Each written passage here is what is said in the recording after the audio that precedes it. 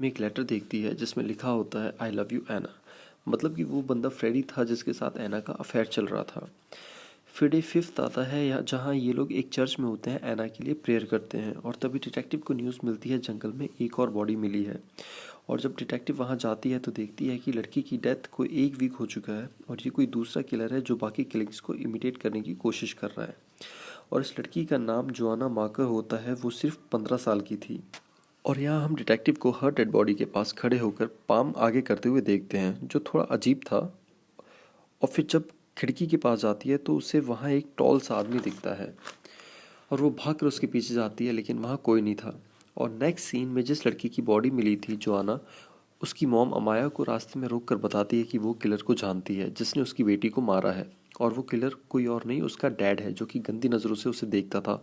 और जब उसे पकड़ते हैं तो वो बताता है कि उसी ने जोआना को मारा है और मोलेस्ट भी किया है। और जब अमाया यूनन के घर जाती है तब यूनन बताता है कि फ्यूनरल के वीडियो टेप्स में कोई सस्पेक्ट नहीं मिला और सारे सैंपल्स बेकरी के लैब में हैं और जल्दी ही रिपोर्ट्स भी आ जाएगी। और जो रोप आइनोहा की बॉडी पर मिली थी वो गोट स्किन से बनी थी। और यहाँ टोटल 7 मर्डर्स थे जो कि सिमिलर थे, पर कुछ ना कुछ डिफरेंट था हर बार, जैसे कि कोई किसी रिचुअल को परफेक्ट करने की कोशिश कर रहा हो। क्योंकि पहले के मर्डर्स बहुत वायलेंट थे, क्योंकि किलर को गिल्टी फील हो रहा होगा, पर बाद में रिपीट करते हुए उसे पसंद आने लगा होगा ये एक मर्डर करना। लेकिन बीच में 7 साल के लिए वो शांत हो गया, जैसे कि किसी दूसरी चीज़ में सेटिस्फैक्शन मिल गया हो या उसका इनर रेज सप्रेस हो गया हो। लेकिन 7 साल बाद फिर उसने मर्डर करना शुरू कर दिया, जैसे कि उसके इम्पल्स वापस आने लगे हों और वो अपने रिचुअल को परफेक्ट करने लगा। घर आकर डिटेक्टिव अपने एफबीआई के फ्रेंड को फ़ोन लगाती है, जो कि अवेलेबल नहीं था, और उसे वापस फ़ोन करने को कहती है। और यहाँ हम देखते हैं कि डिटेक्टिव की आंट टैरेट कार्ड रीडर है और डिटेक्टिव के साथ बैठकर कार्ड्स रीड करती है।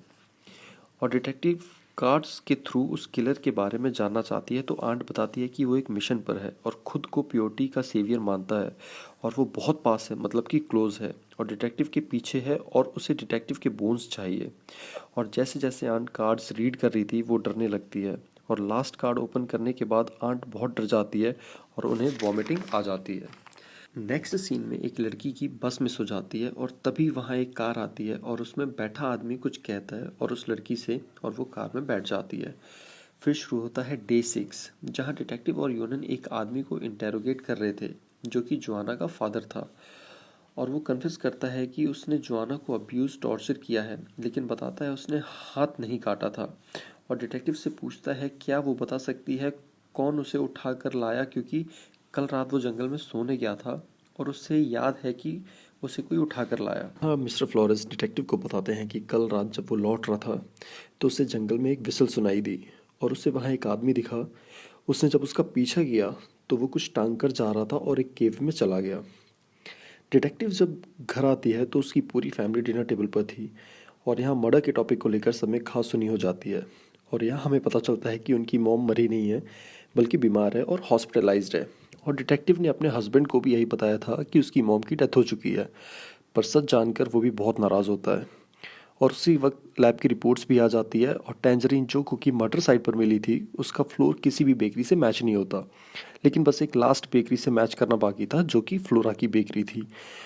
पर वो लेट हो जाता है क्योंकि उसका सैंपल लेट आया था लैब में।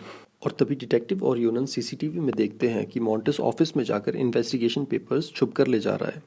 और उसका पीछा करने पर डिटेक्टिव को पता लगता है कि मॉन्टेस फ्लोरा को वो इन्वेस्टिगेशन रिपोर्ट्स देता है और यूनन फ्लोरा को इन्वेस्टिगेशन में दखलंदाजी के लिए अरेस्ट कर लेता है।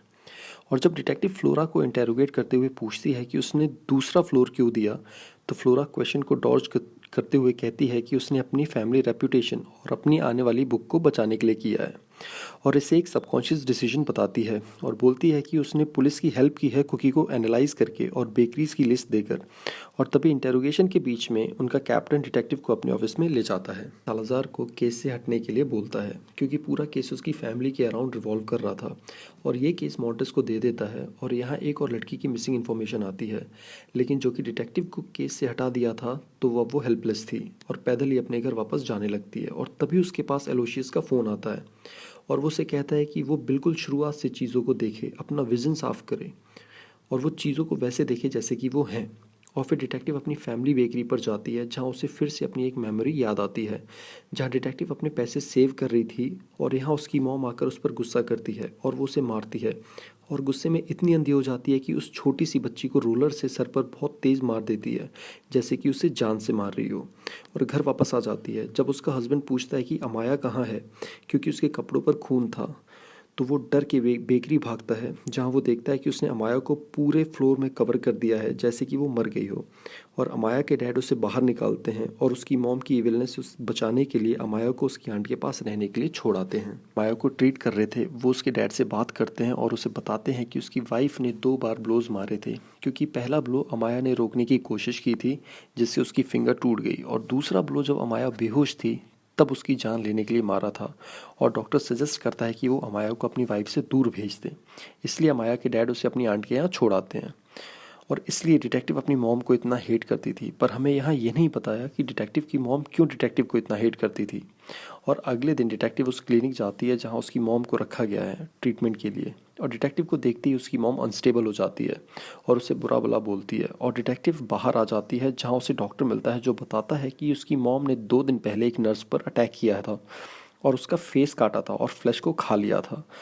लेकिन इस पूरे अटैक में वो डिटेक्टिव का नाम ले रही थी बार बार, अमाया अमाया। और ये भी बताता है कि उसका ब्रदर इन लॉ हर हफ्ते यहाँ आता है फ्लावर लेकर उसकी मॉम से मिलने। और यहाँ डिटेक्टिव को सारा कुछ समझ आ जाता है और वो हॉस्पिटल से भागकर जाने लगती है। और जब यूनियन कुछ पुराने न्यूज़पेपर को लेकर रिसर्च कर रहा होता है तो उसे विक्टर पर शक होता है, जो कि फ्लोरा का हस्बैंड था।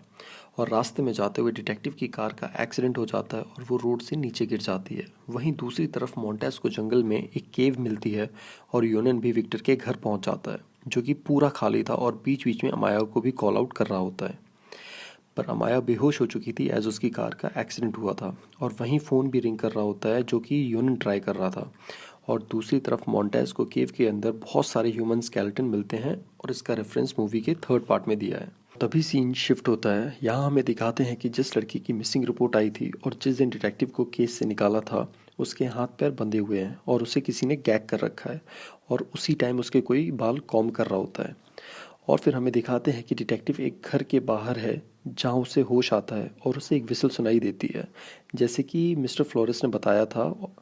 और जब डिटेक्टिव घर के अंदर जाती है तो वहाँ पूरा अंधेरा होता है और एक गाना चल रहा होता है, और उससे पूरा एविडेंस मिल जाता है, उन सारी लड़कियों के फ़ोटोज़ डिटेल्स एक वॉल पर, जैसे कि मर्डर लाइन किया है। और तभी एक आदमी पीछे से आकर डिटेक्टिव के हाथ पर मार के गन गिरा देता है और यहाँ कंफर्म हो जाता है कि मर्डर कोई और नहीं बल्कि फ्लोरा का हस्बैंड विक्टर ही है।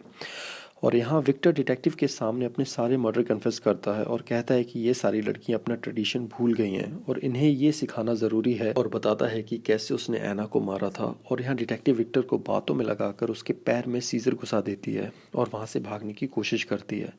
और यहाँ इनके बीच हाथापाई होती है काफ़ी देर, और डिटेक्टिव जैसे तैसे उस लड़की के पास पहुँचती है जो कि बंधी हुई थी और उसके हाथ पैर खोलने की कोशिश करती है।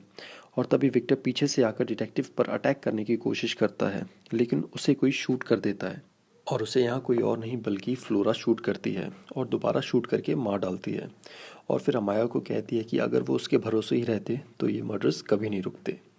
और फिर अगले सीन में डिटेक्टिव अमाया सब कुछ अपनी रिपोर्ट्स में लिखती है कि कैसे अपने इम्पल्स में विक्टर ने पहले मर्डर किए, फिर इम्पल्स को कंट्रोल करने के लिए ड्रिंकिंग स्टार्ट की, और फिर शादी हुई फ्लोरा से। तब तक किलिंग्स रुकी रही, लेकिन जब उसकी मैरिज फेल हुई तो उसे दोबारा अर्ज हुआ अपने एंगर को सेटिस्फाई करने के लिए, और उसने फिर से किलिंग्स स्टार्ट कर दी। लेकिन इस बार वो सबको बताना चाहता था कि वो ऐसा क्यों कर रहा है। और यहाँ डिस्कस करते हैं कि जो बोन्स मिली थी केव में उन पर भी इन्वेस्टिगेशन स्टार्ट करनी है, शायद उन स्केलेटन का रिलेशन जोआना के एम्पुटेटेड आर्म से है। और फिर अगले सीन में जब डिटेक्टिव घर होती है तो सब सेलिब्रेट कर रहे थे क्योंकि उसने बता दिया था कि वो प्रेग्नेंट है। और मूवी के लास्ट में हमें दिखाया जाता है कि जंगल में कोई खड़ा है जिसके बाल बहुत लंबे हैं और वो भी लंबा है, जो कि एक्चुअली में बासाउन था। और मूवी यहाँ ख़त्म हो जाती है। तो ये था मूवी का पहला पार्ट, द इनविजिबल गार्डियन। मैं जल्दी इसके दोनों पार्ट्स भी लाऊंगा, लेकिन इससे पहले आप लोग सब्सक्राइब कर दो जल्दी से। Thank you.